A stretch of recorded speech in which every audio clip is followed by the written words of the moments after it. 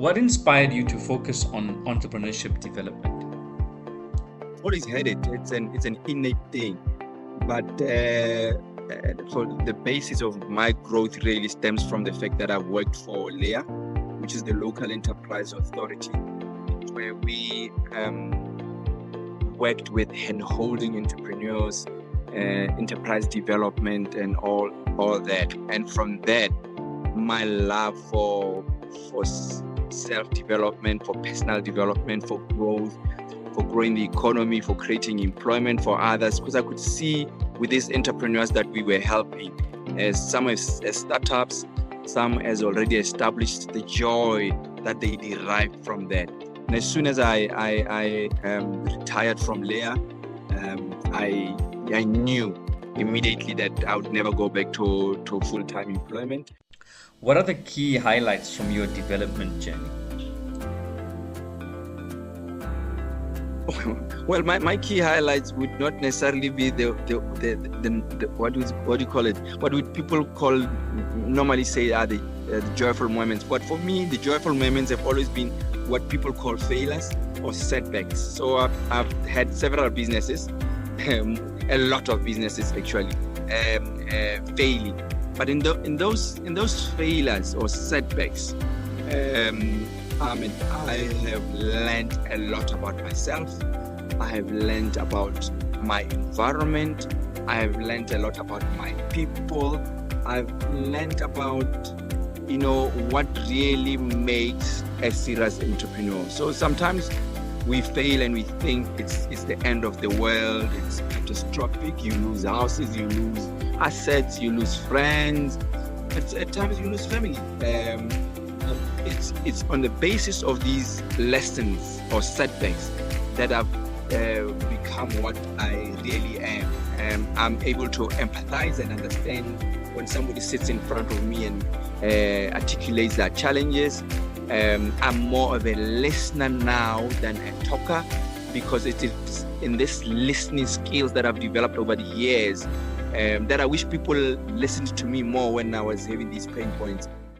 What advice would you give to aspiring entrepreneurs? Yeah, my saving grace is that I was an entrepreneur before I worked for LEA. So by going to LEA, it gave me a perspective from a practitioner's point of view and a practitioner support point of view. So I could match the two and get what I've become.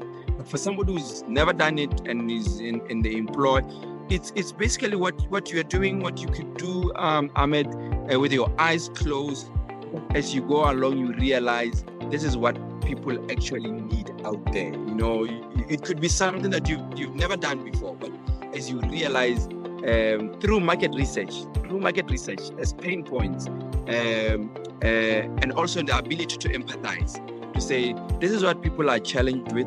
I believe I can solve this. I can solve it as an employee. I've been solving it, but I can also solve it now as an employer, as an entrepreneur. So it is basically now to understand oneself. Am I an entrepreneur or am I not? Trust me, there are people who are just made for employment. You could still get ahead and be successful being an employee. You don't necessarily have to quit your day job to go and do this, because this entrepreneurship thing really needs somebody with grit, resilience, and who can withstand a lot of pressure. What do you think about Botswana's entrepreneurship potential? There is no better place right now in the world than here. You see, the thing about Botswana is when you have a setback or when you fail, it's not as catastrophic like maybe when you're in the US. I've lived in the US when I was studying.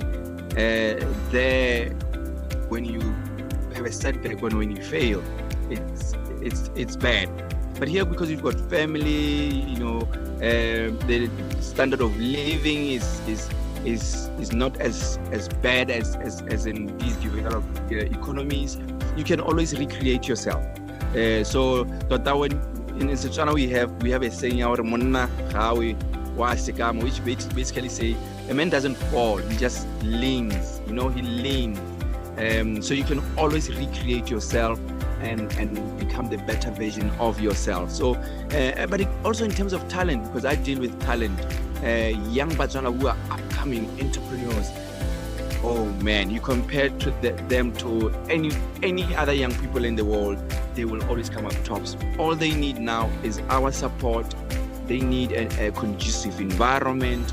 They need people who can handhold and fund and provide platforms for them to thrive.